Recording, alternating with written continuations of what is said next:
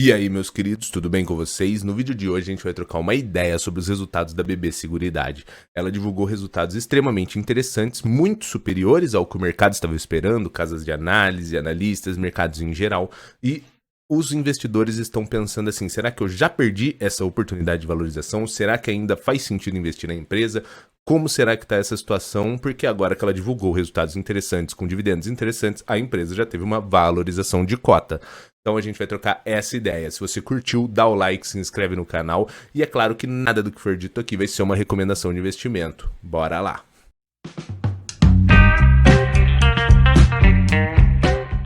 Bom, para a gente fazer uma passada breve só pelos resultados, para a gente entender o porquê que foi um resultado extremamente interessante, a gente está aqui com o próprio relatório que a BB Seguridade disponibiliza para o mercado sobre os resultados do segundo trimestre. Lucro líquido de 1,4 bilhão, melhor resultado trimestral desde o IPO, ou seja, desde quando a empresa abriu capital na bolsa, esse foi o melhor trimestre dela, com 1,4 bilhão de lucro líquido.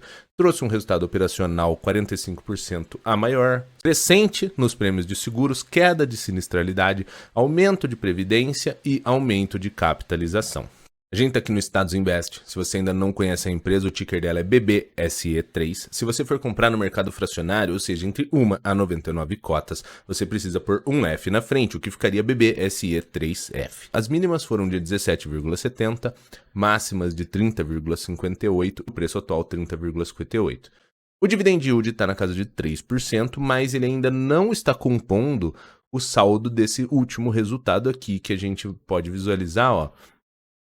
Quem comprar as ações até o dia 17/8 vai ter o direito de receber no dia 29/8 o referente a R$1 de dividendo por cota. Ou seja, quando esse R$1 cair aqui, vai ficar uma casa de 1,93 mais ou menos sendo distribuída esse ano, o que elevaria essa taxa de dividend yield aqui para algo em torno de 6,5.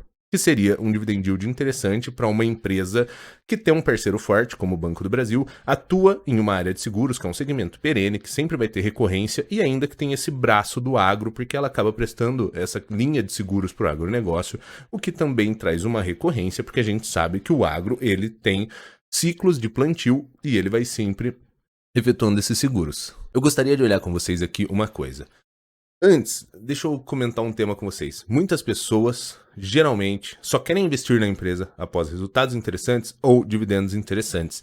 Só que esses momentos, geralmente, fazem isso com a cotação da empresa, uma cotação de 18 pular para 30. Ou seja, a empresa aqui ficou uns 4 meses nessa casa de 18, 20 reais. Ninguém quis. Aí agora que ela lançou resultados interessantes, primeiro tri, segundo tri, a ação começa a ter uma valorizada. O que acontece? Acontece o seguinte, quando você entende seu perfil de investidor, sabe as empresas que você quer investir e acompanha os resultados, você iria olhar esses valores aqui na casa do 18 e você provavelmente poderia entender que seriam oportunidades de aporte.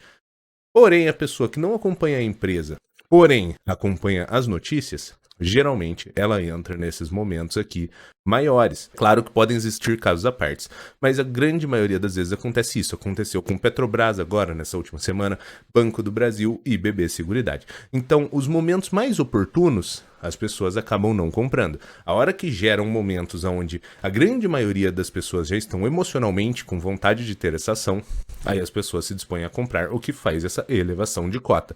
Quem comprou aqui em momentos de R$18 está tendo um dividend yield muito mais interessante, uma valorização de cota aqui na casa de R$12 pelo menos, quem comprou nesses patamares. Eu entrei aqui em 18,71, se eu não me engano. E uma certa redução de risco maior, né? Porque quem entrou em 18 ainda tem uma tranquilidade para que, caso a ação performe mal, ele ainda consiga suportar com maior tranquilidade desvalorizações. Quem entra nesses momentos de 30, não é que ele está fazendo um mau negócio, mas ele já encurtou um pouco a sua margem de segurança, perdeu um pouco da possibilidade de retorno do que quem comprou aqui e teve uma redução de dividend yield. Quando a gente vem aqui nos indicadores, né? Aqui a parte do dividend yield a gente já comentou. A parte de preço-lucro dela está em 12,77. É um pouco alto comparado com algumas oportunidades que a gente tem no mercado, tá? Mas para a questão de seguros, tá meio que na mesma linha. Se você for comparar historicamente com ela própria, você consegue ver que ela trabalhou em outros períodos, com um preço-lucro maior. Então, chegar na seguinte conclusão, que seria um preço-lucro médio da empresa. Tanto que a gente consegue ver que a média é 13,77 e ela está em 12,77. Ou seja, apresentaria que ela não estivesse nem sendo cara nem barata, estaria no seu preço justo, assim, se a gente fosse pegar por essa linha média. Quando a gente vem aqui na parte do preço-valor patrimonial, isso daqui assusta muita gente, né? O pessoal olha e fala, nossa, eu tô pagando quase 8 vezes o patrimônio da empresa, mas isso daqui depende de vários fatores, tá? Esse valor patrimonial, se você pegar uma indústria, por exemplo, ela tem uma necessidade maior de maquinário custoso, ela precisa de um espaço maior, ou seja, ela precisa de uma fábrica, de um terreno, o que traria uma maior quantidade de valor de patrimônio. Quando você pega, às vezes, uma empresa prestadora de serviço, onde ela precisa, às vezes, só de uma sala comercial reduzida, ou um time pequeno, porém ela consegue escalar e entregar um resultado interessante, isso daqui distorce, mas não necessariamente isso é ruim, tá?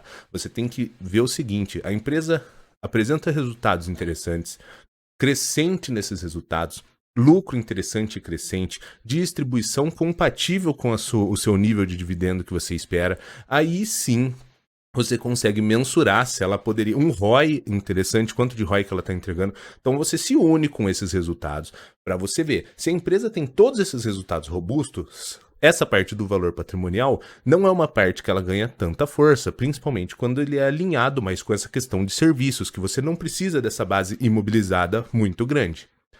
Se a gente for olhar aqui historicamente, a gente consegue ver que a média é 8,12, então tecnicamente também estaria na média da BB Seguridade. Uma métrica aqui que é muito interessante da BB Seguridade é o ROI dela.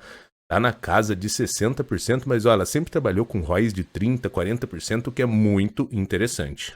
Quando a gente desce na parte do payout, né, que é a parte mais atrativa pra gente, principalmente porque a gente quer receber o dividendo da empresa, ela sempre teve casas aqui de 80%, 85%, superou acima de 100% nesses 2 anos, 2018 e 2019, e agora está na casa de 70%, voltando a 80% em 2022. Ou seja, a gente poderia esperar que ela fosse seguir essa linha média de 80%, o que é bem atrativo para quem principalmente quer receber dividendos.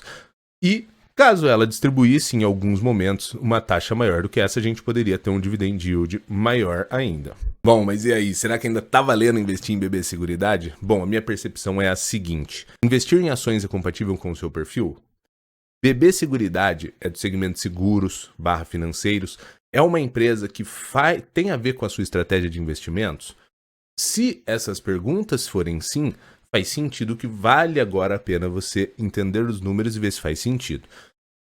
Com base em dividend yield, com base em preço-lucro, preço-valor patrimonial, ROI, payout, todas essas questões, a gente consegue ver que ela está em casas de linha média.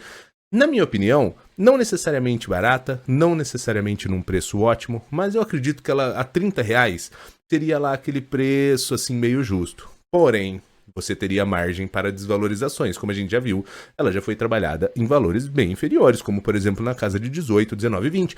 Isso não quer dizer que vai voltar para essas casas, mas também não quer dizer que não vai voltar. Então assim, você se posicionando a R$30, você teria uma empresa que tecnicamente de um segmento atrativo, com um parceiro atrativo, resultados interessantes e que te pagaria um dividend yield. A gente poderia esperar, é claro que renda variável varia, a gente não tem como cravar na pedra, mas tecnicamente te pagaria um dividend yield na casa ali de 6, 7%, com possibilidades de crescente ao longo do ano. Mas a minha opinião é que talvez temos opções melhores no momento que a gente conseguiria ter uma relação de risco-retorno mais atrativa. Porque, como eu falei para vocês, como ela já teve essa valorização, pode ser que ela ainda tenha margem para desvalorizações no futuro e você poderia se complicar. Então, assim, o principal aqui que eu queria deixar é o seguinte: não fique se guiando por manada, não fique se guiando pela notícia do resultado atrativo, do dividendo atrativo, porque daí você acaba entrando nesse fluxo emocional com diversas pessoas e às vezes você toma decisões enviesadas.